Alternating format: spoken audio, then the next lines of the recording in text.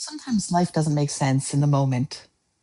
We experience pain, betrayal, confusion, and only later do we begin to see that maybe, just maybe, there was a larger plan unfolding all along. Parshat Vayigash captures that turning point better than almost any other moment in the Torah. After years of suffering, separation, and uncertainty, Yosef finally reveals himself to his brothers. And in that moment, instead of anger or revenge, he offers something extraordinary: perspective. He says, God sent me before you to ensure your survival. It was not you who sent me here, but God. The commentators pay close attention to Yosef's words. Lo atem shalachtem oti hena. It was not you who sent me here. The Or HaChaim explains that Yosef is not denying their actions. He is reframing them. At the time, he didn't understand why his brothers acted so cruelly towards him, but ve'ata, now, looking back, things had become clear. When you're in the middle of the storm, all you see is chaos. When you step back, you begin to sense the hidden orchestration of divine purpose. Sforno deepens this point. He says that now that the brothers can see the results, the saving of countless lives during the famine, they must realize that even the painful beginning was part of that divine plan. It is no more than reasonable, he writes, to suppose that the earlier causes were also part of God's plan. It's an invitation to humility, the recognition that we will never grasp the full picture. Reggio echoes this. Once you witness the end that only could come through those difficult beginnings, you see that גם הסיבות הקודמות היו ברצון אלוהי. Even the earlier events were guided by divine will. Sometimes what feels like misfortune is actually the scaffolding of redemption. Shadal, in his commentary on the phrase "lepleta gdola," adds another dimension.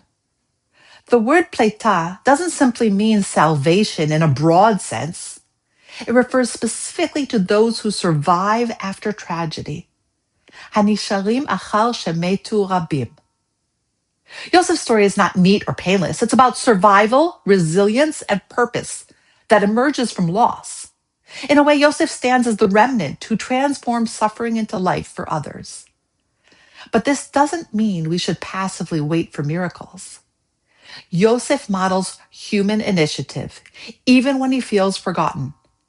When he asks the butler to mention him to Pharaoh, or when he represents a detailed plan to save Egypt from famine, he shows us that faith and effort are not opposites.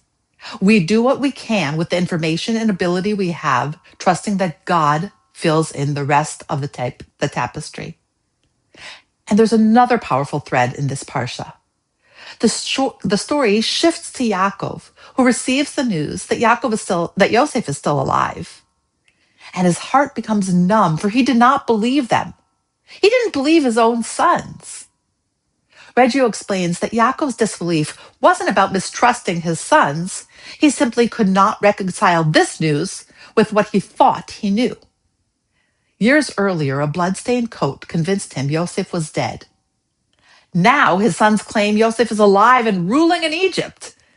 It didn't add up. He had learned before that appearances can deceive, and now he hesitates to jump to conclusions again. The Em Lamikra interprets Vayipag libo, that his heart weakened, as grief layered over confusion. Yaakov's thoughts returned to everything Yosef had endured, not believing the good news only deepened his pain. It's a moment that reminds us of the cost of limited vision, of clinging to the narrative we once believed true. In the end, both Yosef and Yaakov have to expand their vision. Yosef looks back and sees God's hand in what once seemed cruel. Yaakov looks forward and must open his heart to the possibility of redemption. Sometimes we can't understand the full story. Not yet.